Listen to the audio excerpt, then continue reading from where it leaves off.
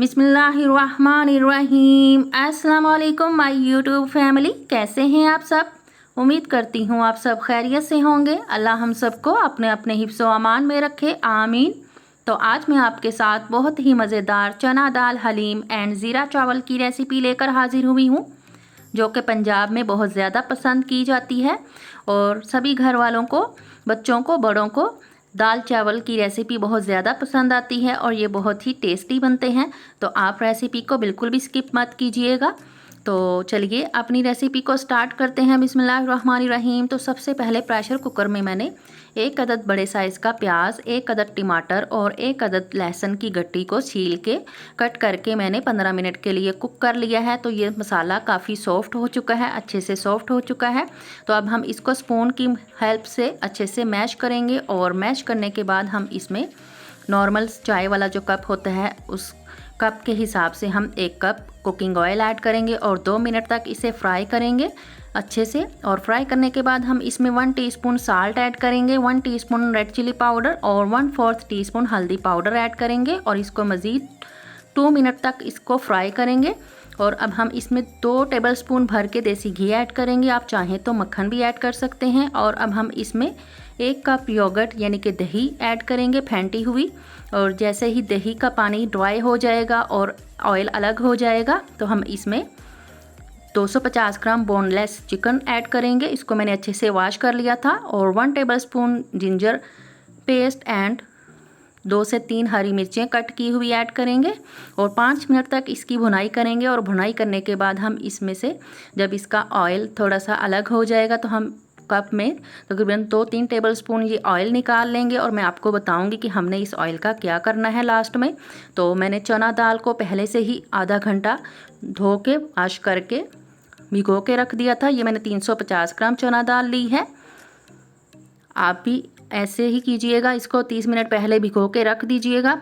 तो अब हम दाल को प्रेशर कुकर में ऐड कर देंगे और थोड़ा सा मिक्स करने के बाद हम इसमें तकरीबन 2 गिलास पानी ऐड करेंगे। और पानी ऐड करने के बाद प्रेशर कुकर का ढक्कन क्लोज करके हम मीडियम फ्लेम पर इसको 15 मिनट के लिए दाल को कुक होने के लिए छोड़ देंगे ताकि दाल अच्छे से सॉफ्ट हो जाए।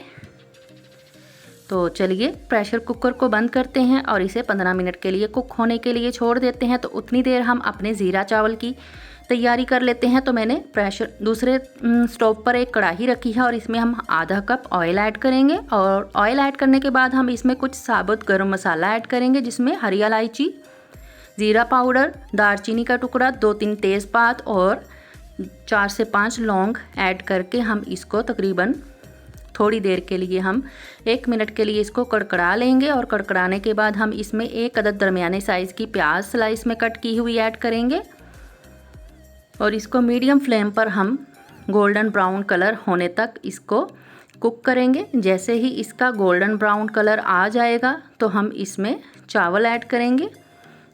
तो प्याज गोल्डन ब्राउन हो चुकी है। अब हम इसमें चावल ऐड करते हैं, जो कि मैंने 500 ग्राम चावल लिए थे। इसको मैंने अच्छे से वॉश करके भिगो के रखा हुआ था 30 मिनट पहले। अब हम ये चावल पानी ड्रेन करके चावल ऐड कर देंगे और इनको अच्छे से मिक्स करेंगे।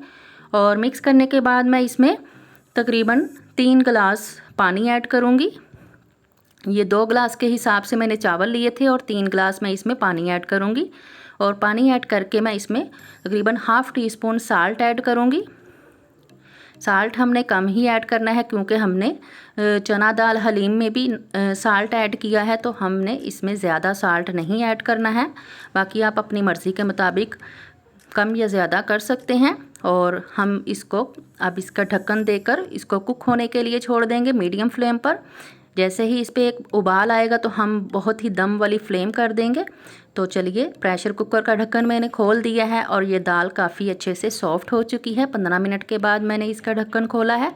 अब हम ये चिकन की बोटियाँ एक प्याली में निकालेंगे और इसको स्पून की हेल्प से हल्का हल्का मैश करेंगे। और मैश करने के बाद हम दोबारा से ये बोटियाँ प्रेशर कुकर में डाल के मिक्स करेंगे अच्छे से, क्योंकि हम ये चना दाल का एक हम हलीम बना रहे हैं। हमने साबुत चना दाल नहीं रखनी है। तो अब हम इसमें ½ टीस्पून धनिया पाउडर, ½ टीस्पून गरम मसाला, ½ टीस्पून ज़ीरा पाउडर और ½ टीस्पून काली मिर्च पाउडर ऐड की है और कुछ हरी मिर्चें कट की हुई ऐड की हैं। तो ये दाल अच्छे से सॉफ्ट हो चुकी है। तो चलिए अब हम इसको स्टिक ब्लेंडर की मदद से हल्का सा तकरीबन 30 सेकंड के लिए मैंने इसको ब्लेंड किया था। तो ये बहुत अच्छे से ब्लेंड हो गई थी। बाकी मैंने इसको ज़्यादा ब्लेंड नहीं किया, बिल्कुल मैश नहीं किया, बस मैंने 30 सेकंड के लिए ये स्टिक ब्लेंडर का यूज़ करते हुए इसको हल्का सा दाल हलीम को ब्लेंड किया है। तो चलिए दाल हलीम ब्लेंड हो चुकी है। अब हम इसको दोबारा से स्टोव पर रखेंगे। तो ज़ीरा चावल देख लेते हैं कि कुक हो चुके हैं। तो इसका ढक्कन उठाएंगे तो ये आपके सामने है कि इसका पानी अच्छे से ड्राई हो चुका है और चावल भी बहुत सॉफ्ट हो चुके हैं, यानी कि पक चुके हैं। तो अब हम इसको ढक्कन देकर चावलों को एक तरफ रख देंगे और जो हलीम मैंने दोबारा से प्रेशर यानी कि चूल्हे के ऊपर रखी है, तो आप देख सकते हैं कि इसमें काफ़ी से बुलबुले भी आने शुरू हो चुके हैं और इसका मतलब है कि दाल पक चुकी है। अब हम स्टोव को ऑफ़ कर देंगे और इसमें 1 टीस्पून ऑल स्पाइस यानी कि गरम मसाला ऐड करेंगे और थोड़ा सा हरा धनिया स्प्रिंकल करेंगे, जो कि बहुत ही प्यारा लगता है। और हरा धनिया स्प्रिंकल करने के बाद हम चना दाल हलीम को एक बाउल में अच्छे से डिश आउट करेंगे और ज़ीरा चावल के साथ हम सर्व करेंगे। तो उम्मीद करती हूँ कि आपको आज की मेरी ये रेसिपी पसंद आई होगी। अब हम इसके ऊपर थोड़े से फ्राई किए हुए प्याज स्प्रिंकल कर देंगे और लेमन स्लाइस में कट किए हुए ऐड करेंगे। और जो मैंने यानी कि फर्स्ट में थोड़ा सा ऑयल निकाला था, हम इसकी अब गार्निश करेंगे।